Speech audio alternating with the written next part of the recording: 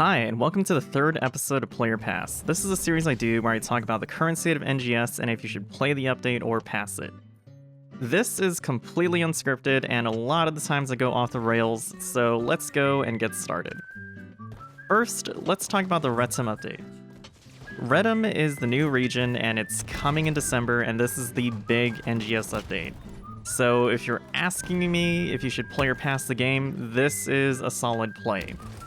It's going to give you some more content to do, some more things to play with, some new toys to play with if you haven't logged in since the third week of NGS, and it should be relatively fun.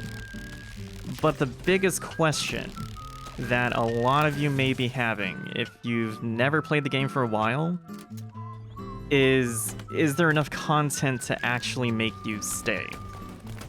And I'm going to give my complete personal opinion on this as a creator for content of this game. The answer to that is 50-50. And the reason why I say 50-50 is because, honestly speaking, if we're talking about pure content, I don't think there is enough with what is revealed right now to keep you playing the game post-story and post-hitting level 30. And I don't know if we might be getting more systems. There is a part 2, which hasn't been announced, and we have not seen that roadmap yet. But in the current state of Retem's release and all the information we currently know, I personally think that after you hit level 30, and after you play around with the new class skills and the new weapons and the new classes that you may have never touched, like Bouncer and Braver, I personally think that you might not end up staying around. And the reason for that is because, as we know for NGS, okay, and this is just being realistic, you can blitz through a large portion of the game in a very short amount of time. And this is without playing hardcore. The game itself is designed as what I would call the most casual MMO ever created. Like, if I'm talking to someone and they're looking for an MMO that they can hop on maybe like once a week and keep up with the top level players, I would 100% recommend NGS. Like, the best part about NGS is the gear I've made. And if you watch the last episode of Player Pass, I said that I passed the update. And the reason why is because all of the gear that I've made and worked on was relevant until the Retem region, and it might even be relevant for a little bit longer. Now, is that a bad thing or a good thing? Though the way I would say is, I think it's both a bad and a good thing. It's bad because there's no incentive to really change your gear, to work on your gear. Like, realistically speaking, if you have, I think it's 1375 battle power, it might be slightly higher, which isn't that much of a difference. You could do every single piece of content in the game, and there's not really much incentive to go past that level of battle power. And you can also achieve that very early on. Now, that's kind of a bad thing because realistically you will run out of things to do nearly immediately, but it's also a good thing. Because if you're extremely casual at the game, right, you can hit this power level and you're not kicked out of any activity. You can do everything. You can enjoy NGS to its fullest. And I think that is the most important part of the game. Now, the downside is in terms of longevity, I don't think it's very good. Now, in base PSO2, we did have a system, and it was pretty horrible at the start, of series weapons like Chvel, Justice, I'm butchering the pronunciation on all of this, Atlas EX, Liberate, Rivolate, and Rivolite in English. I don't know. Someone correct me on how to pronounce that. You know, all these weapons, Kras, Klaus, these series you kind of worked towards, and the benefit was once you got to these weapons, they were really fun and really good to play with. Now, the difference, though, and I'm not talking about Global's version where a Liberate took me like a day, right? And a Crass Weapon 2. Within like 3 hours of the update dropping, I already had my crass weapon fully done, which is insane on NA. But in the base versions, it took months to get these. I remember in base PSO2 trying to get an Atlas EX, I could not get a Justice weapon and ended up quitting and putting down the game for like a month until I came back and they made it like tradable and super easy to get. That kind of commitment towards a weapon, as awful as it is, it kind of gives you a goal. And I think that's what NGS needs right now, is you need a goal to work towards that has a payoff that's nice. At the moment right now, there's not really a goal to work towards, and in the Retem update, I will say, honestly speaking, I think there won't be a goal to work towards as well. I think you're going to do the story, and then after the story, you're probably going to hit level 30. Maybe you might 30 all the classes, maybe you'll play with the new class skills, but outside of that, you're pretty much going to be doing the exact same thing, and that's kind of it. So, in terms of will the update make you stay, unfortunately, I will say probably not that long. Maybe the first 3 weeks after the update comes out, you'll be enjoying it, but I can see a lot of players slowing down or stopping again, which is pretty normal for the update cycles in most games. Now, that's not really a bad thing or a good thing in my opinion. I think it's more of a neutral thing of that's just kind of the way the game works. Like, I guess the best example for this would be fighting games. You know, like Project L was recently announced, and if you've never heard of it, it's a League of Legends fighting game. Now, the appeal of the League of Legends fighting game is that the inputs are literally one button. Like, they are super simplified, nothing crazy. It's not like Street Fighter where you do, you know, quarter circle motions, half circle motions, shoryuken motions, you know. Instead, it's something as simple as hitting a forward button, and that's it. Like, you get the super out, it comes out, and you do all your special moves. Now, the nice thing about that, right, is for an entry-level person, it's very easy to pick up. But for a hardcore player, right, without that extra level of execution, you know, you might get bored with it. And that's kind of the issue, is that the level of commitment that you put into the game is significantly lower most of the times when you dumb down games to that degree. But at the same time, it's also necessary for expanding the player base. Now, MMOs, I will say they are not fighting games, I think, but they are niche. And the appeal of NGS is to try to get as many casual players as possible playing, but as you probably know, for the hardcore crowd or even mid-core crowd, it's very fast to run out of things to do. And I think that's something that SEGA does need to address at a later date. Now, I kind of did go completely off the rails there, but I hope I got my point across there. Basically, I should just do a little TLDR right here.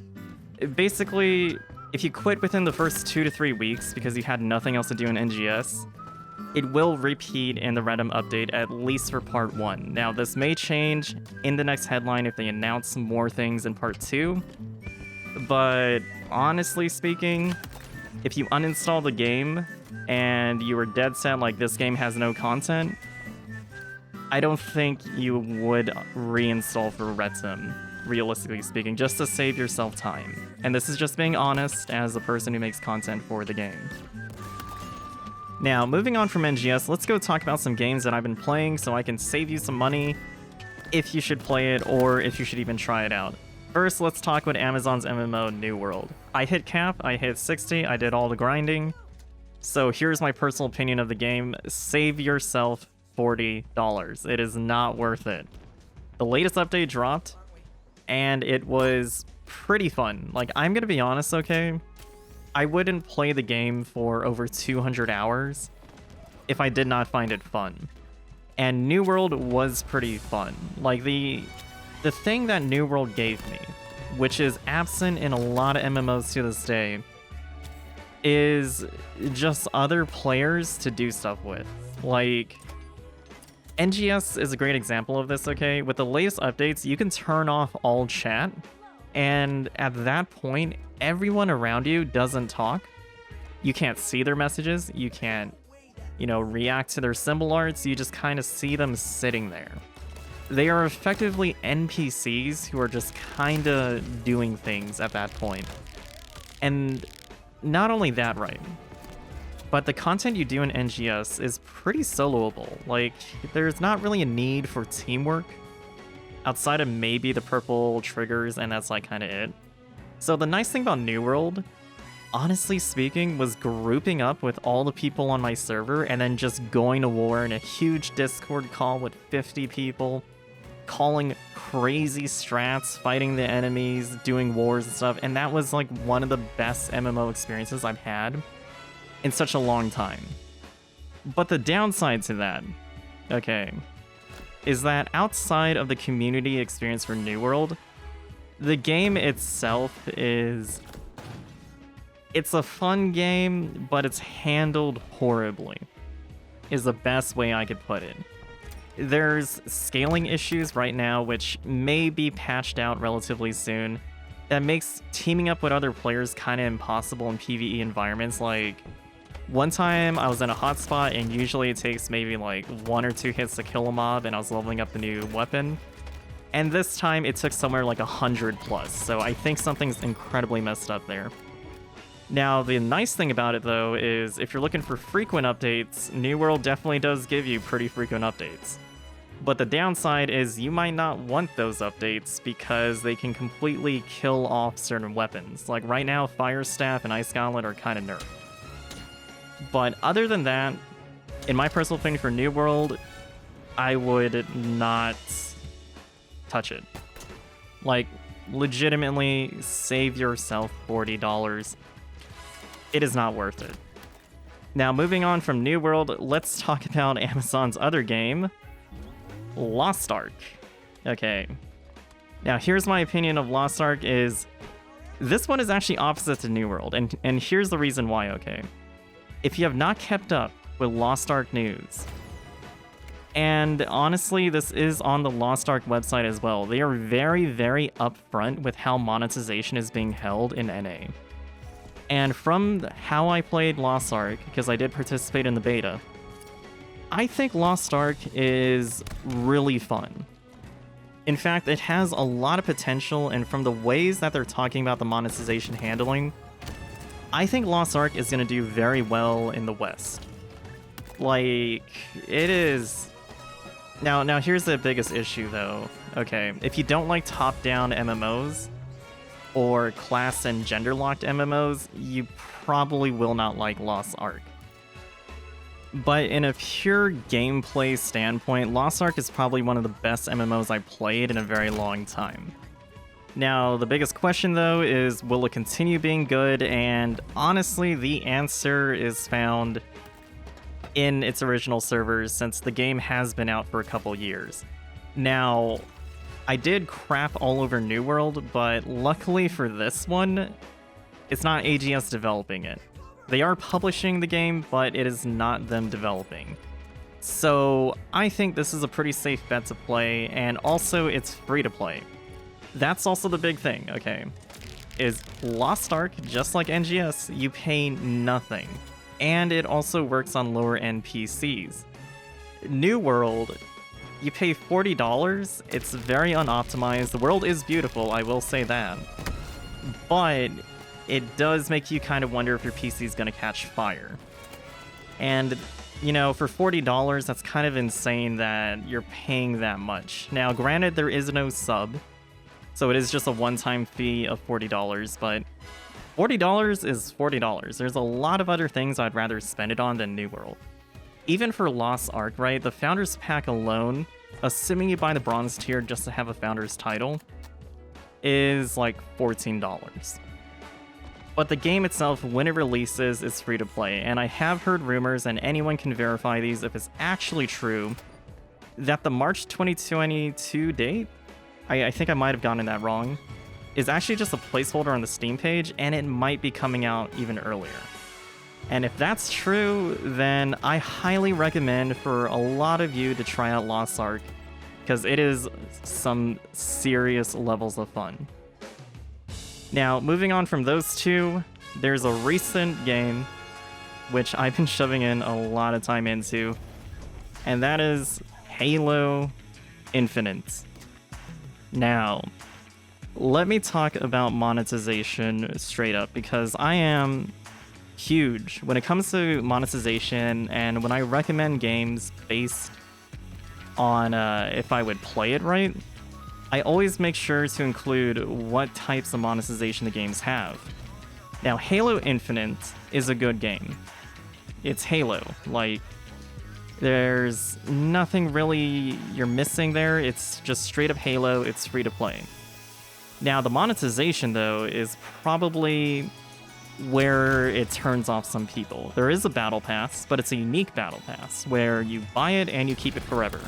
The next season starts and you can still work on this battle pass. Now, the downside, though, and they are fixing these, is the progression rate is extremely slow. Like, I calculated it and it's about 20 games for one tier of the battle pass. But you do have it forever, so I guess it's not really too bad. And you can apply weekly and daily EXP challenges towards it, which isn't bad at all. So I think that the battle pass for this is pretty fair. Now, what I don't think is fair is the event pass. And this is where it gets complicated, okay? So for those of you who are not in the loop, nearly every single free-to-play game now has to make money somehow. And instead of price gouging you on pay-to-win things, for example, like MapleStory cubes, Mabinogi reforges, things that give you raw sources of power, they've now started moving towards cosmetics, as you know with NGS. Like NGS, okay, there's nothing pay-to-win. Nothing in the game is actually pay-to-win. But as we all know, fashion is endgame, and developers know it. Well, I don't know if it's really developers, but the marketing people definitely do know it. People know that you are willing to spend money if you dedicate time to a game, if it looks cool or makes you look cool or makes you look different. That is kind of the way that free-to-play games from this point on in the world are going to start working. And I kind of prefer it, honestly, compared to the original pay-to-win, where if you didn't put money into the game, you were just weak. And there's nothing you could do about it. It's either shell $6,000 or stay permanently weak in a game. So I don't really know. The trade-off is pay-to-win doesn't really exist anymore, but at the same time, if you want any sort of customization, you're going to be shelling out quite a lot of money. Maybe not as much money, since loot boxes are kind of disappearing.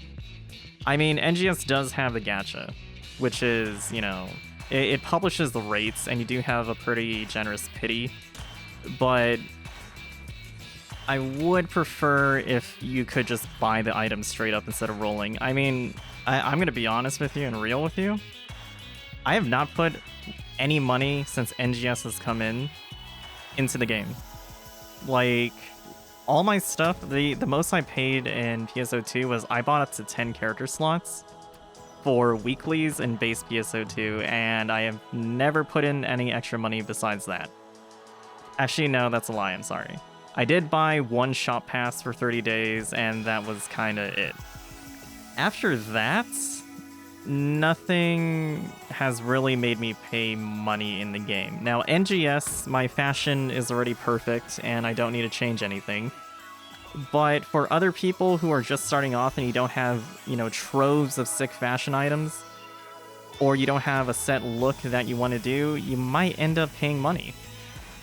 And that's kind of how they fund the games, honestly. Like, the premium service for NGS, it's funny because it's always been this way as being completely useless, but it was addressed in the latest headline that they are planning on making premium more worth it. I just hope that it doesn't go down a route, which is going to be on the pay-to-win side. Anyways, back to Halo Infinite, play it, it's free to play. That's kind of the way I look at it, is if the game is free to play, just go, try it out, see if you like it. If you don't like it, you know, uninstall it, don't touch it ever again. Or come back when there's an update that you like. which brings it all back to NGS again, is the next Retem update is going to be a big update. But if you didn't enjoy the previous update, you might not enjoy the current update. And that's okay. The game may not be for you, or it may not even have the content that you're looking for. So in that case, what I recommend is Final Fantasy XIV. I'm just kidding. Final Fantasy XIV is a completely different topic that I'll get onto about why it's just killing all MMO recommendations, and I'll talk about that next time. Anyways, thank you for watching, and I will see you next time.